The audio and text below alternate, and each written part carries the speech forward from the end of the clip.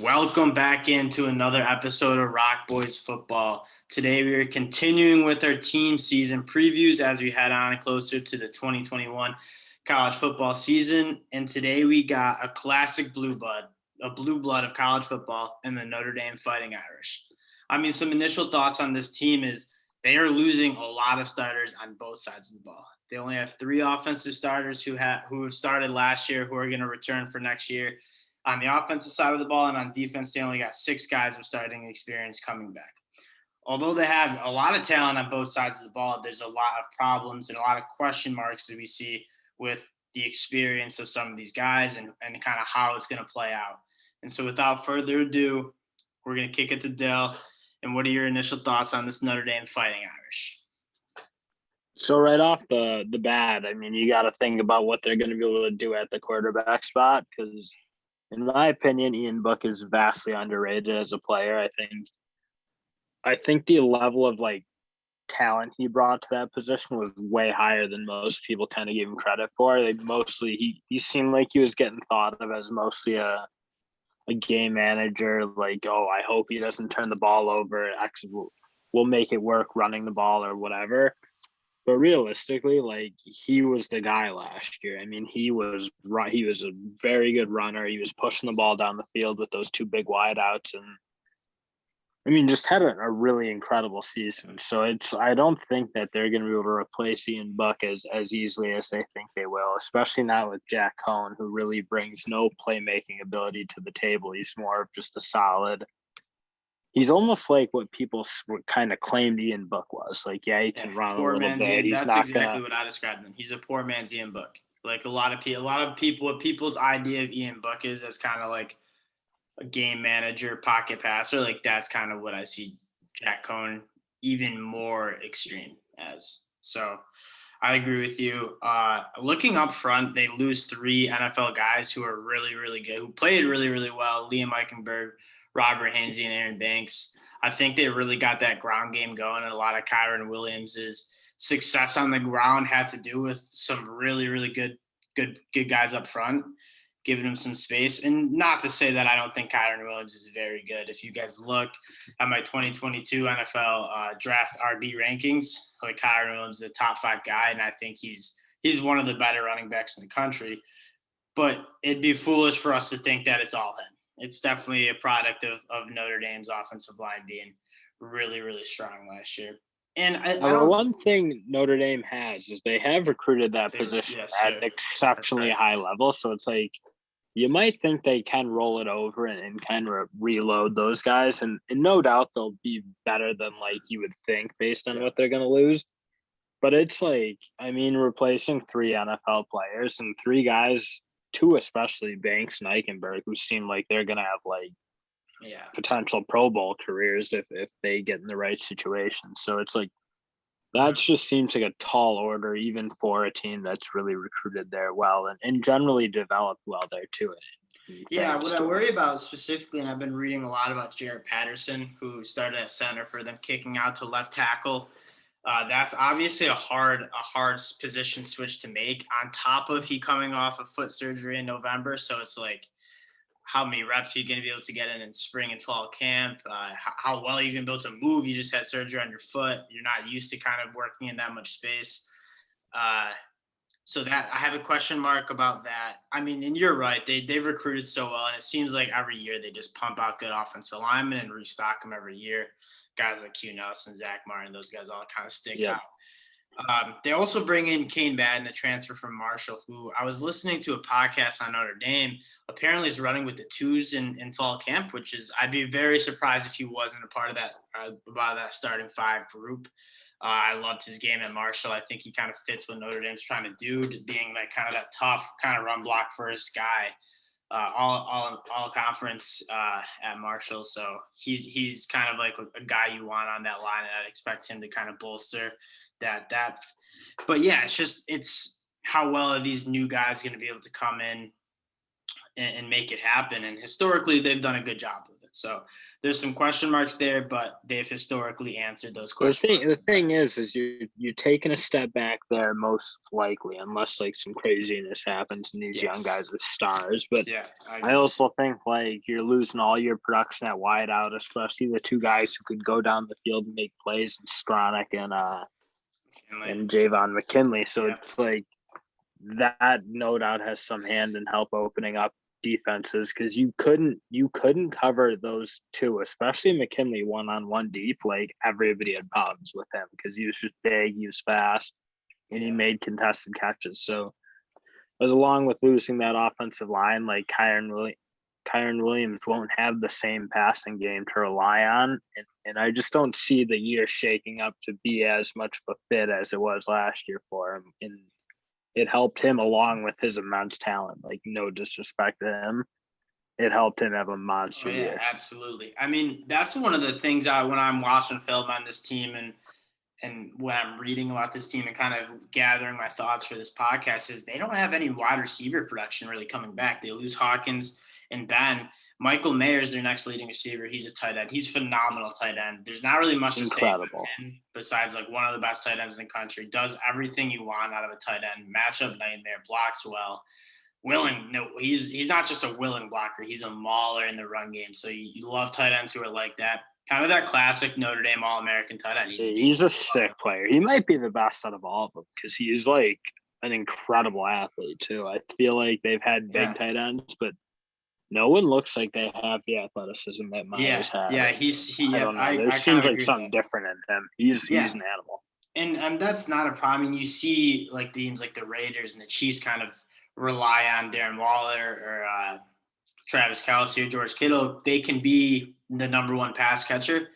But that being said, they haven't really had any guys outside of Avery Davis who caught for over 100 yards from the receiver position.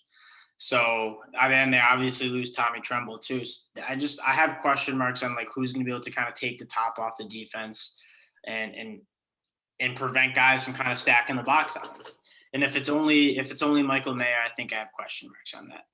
And because again, from the tight end spot, he's not a take the top off guy. Like he's incredible in the mid range passing game, but like he is a tight end. He's not going to be running vertical and doing that. So. Yeah, so I just have questions on who's gonna be the guy at wide receiver because they don't really, outside of Avery Davis, who even on film like didn't stick out that much to me. Like I have questions on who's gonna be that guy. And it's also not a position they historically do a phenomenal job with. It's not like that's a team that's like plug and play, bring wideouts in and keep it rolling. Like they generally are not a high powered receiver led football team. So that doesn't bode well for them, especially losing the top two from last year. Yeah. So I think that's kind of what I see being their problem with their offense. And I just don't know we just talked about this, but just to kind of close out the offense, they've historically relied on a lot of on the run game, kind of gashing opponents and then letting Ian Book work off the play action, get him out of the pocket, have him make plays, use his athleticism. If they can't establish the run like they have done in the past, I don't know how well that offense is going to be able to cook, especially with Jack Cohn, who's just doesn't excite me that much. He's kind of just a wet blanket. Like he's a guy you want talent around, and they just don't seem to have. Exactly. That's exactly right. Like I don't know if he's going to be able to be as successful with just kind of the at least lack of returning production and seemingly lack of talent they have. So there's question marks on that offensive side of the ball. Let's move over to the defense. I think it's fair to start with Kyle Hamilton. We'll start with the back end. We normally start with the front seven, but Kyle Hamilton's one of the best safeties prospects. Yeah, I think he's one of the better safeties and defensive players we've seen in the last couple of years in college football. So he has to kind of start with he has to excite you the most for Notre Dame fans. That secondary should probably be pretty locked down with him kind of in the back and on that back end. Moving up to the linebacker spot, Drew White's one of those guys who kind of just was everywhere for the defense. Him and Kyle Hamilton pretty much were always by the football. Traditional, really smart, solid linebacker. I don't know if he has like the athleticism to be like a great NFL prospect, but kind of a little similar to like maybe a James Skalski, where it's just Drew White to me is that Manti Te'o, that Drew Tranquil, like that Notre Dame classic guy they've had in the middle for almost every year, who just does an incredible job for him. And it's like, yeah, they're not like the Christian Harris type star from like Bama, but they're just wildly productive. And it seems like he's a guy they just need. He does so much for the team, and when he's on the field just making plays, they're not making mistakes when he's around. It just like he is that like classic Notre Dame player who's just been kind of the stalwart of many of those good defenses they've had. Yeah, I think what I worry about is that loss of Jeremiah Owusu-Koramoah, JOK, I like to call him. Yeah. He was kind of like the I don't know how to best describe. I was gonna say Viper, but like that's probably not the best term. He kind of just did it all. He was really good in the run game. I think he had like 8 tackles. He had 9.5 tackles for a loss. He could come off. He had 2 sacks on the season. Very, very good in the passing game for a linebacker. Second in the team in tackles. So he did everything for them, and he was a unique talent. Losing him is going to hurt. And I mean, we should add they lose Clark Lee to Vanderbilt. They lose their defensive coordinator, he did a phenomenal job there. So that's going to hurt. I think they bring in the Cincinnati defense coordinator, who's another up and comer, kind of probably will get a head coaching job in the next 2 or 3 years. But I mean, you kind of have to rework the system, and I don't think that should go unnoticed. Kind of new personnel, new schemes, how well they're going to do that. That'll be tough. And they also lose. So in my mind, when I look at this defense, they also lose one of their better defensive linemen and their leader on the sack. I struggle with his name, but Dekombo Agunjobi, who had 7 sacks for them. And that is not a great effort with that name. Was it not that great? My apologies to him if he's out there listening. I bet he is. Also, he was. he also is one of the better pass rushers we saw in that class last year. Did a lot for them. So it's just the story of this Notre Dame team heading into 2021 is like who's going to step up. I'm not saying they don't have guys, and I'm not saying that they don't have guys who are going to step up, but I just question who's going to step up on this team and kind of fill in for that production that they lose on both sides of the ball. I will say, I actually think this defense is probably going to be very good because that secondary is going to be incredible, I think, because they're getting both the corners back in Bracy and Lewis, who both, I mean, that defense is really good. They were shutting down great offenses like North Carolina. That Clarence Lewis cat he was a true freshman last year. I was listening about it, watching a lot of film. His performances kind of as a true freshman were very, very impressive.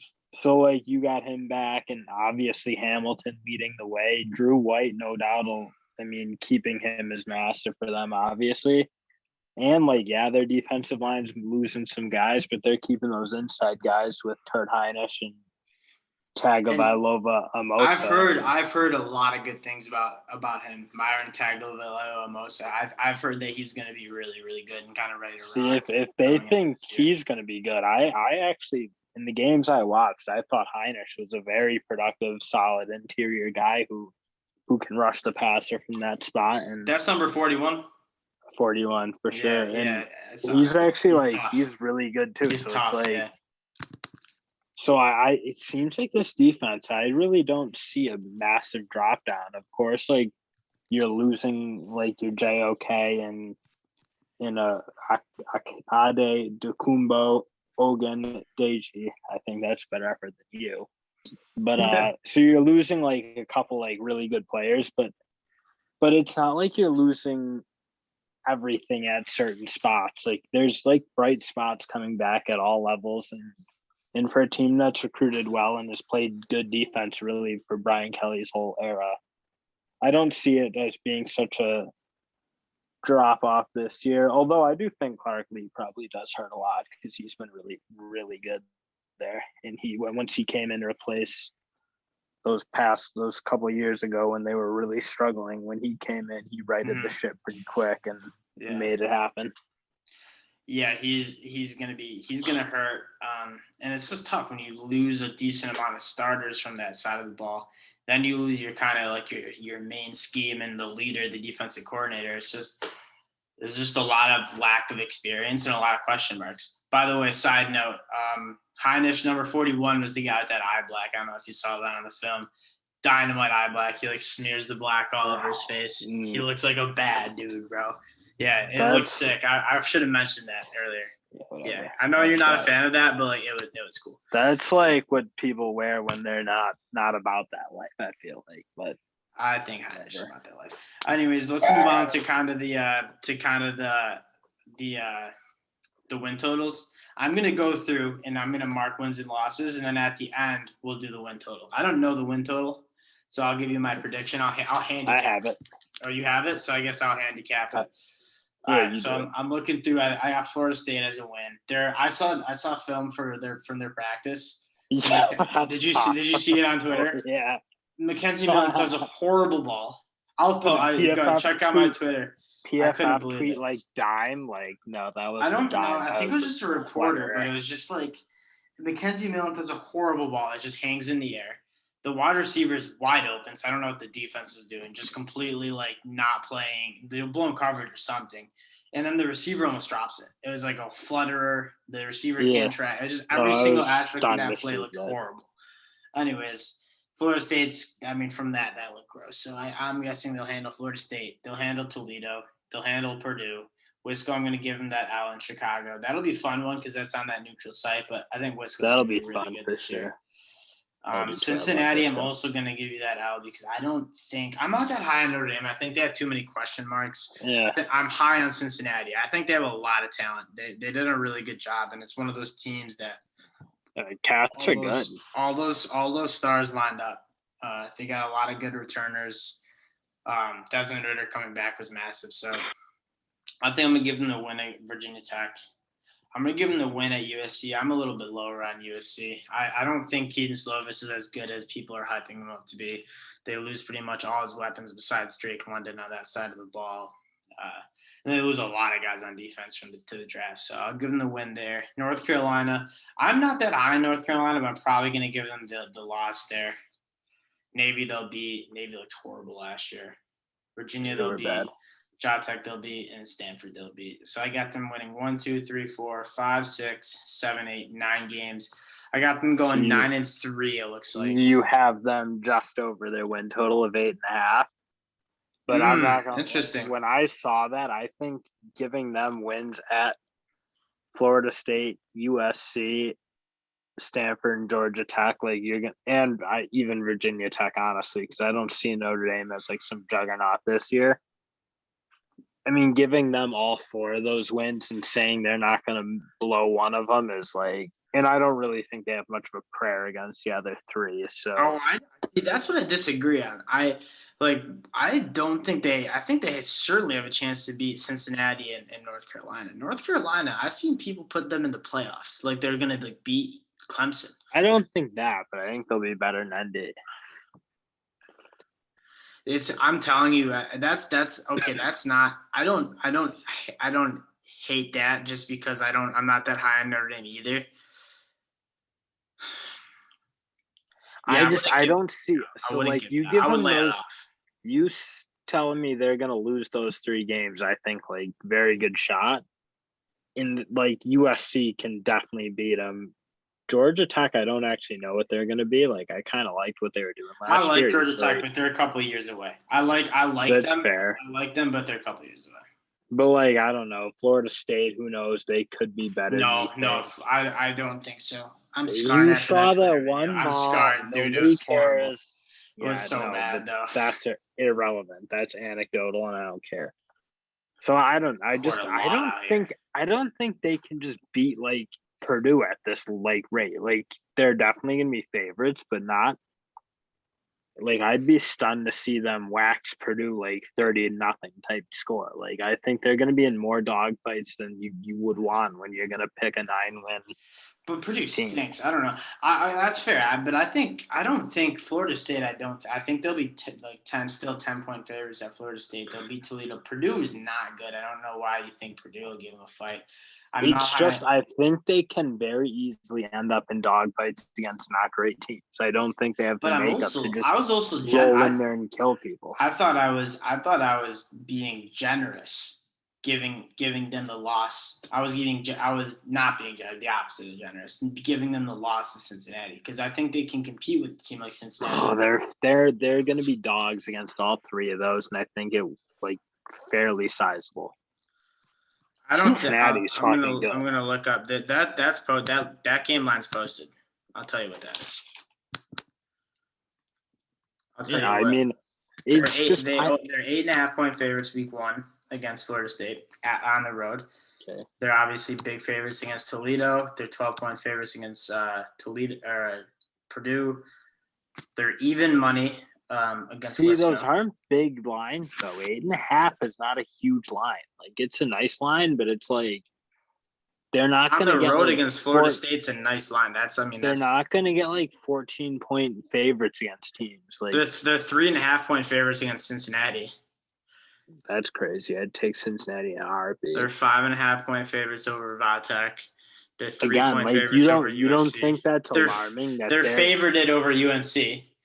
I don't care. That's last year. That's a last year's bet by Vegas. Okay, so they're favored in every single game besides Wisco on the neutral site, and that's a 1-point spread.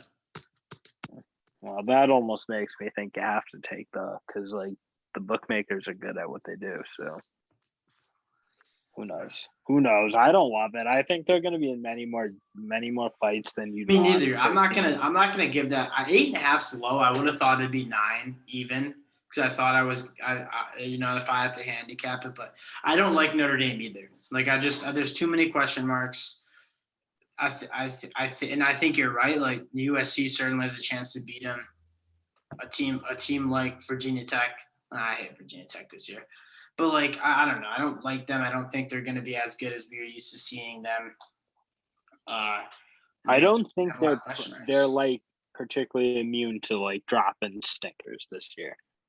No, absolutely. Because I just don't see them blowing teams out. And when you're not blowing people out, you're susceptible to lose to Purdue if one bad thing happens. Mm-hmm. Yeah, I agree.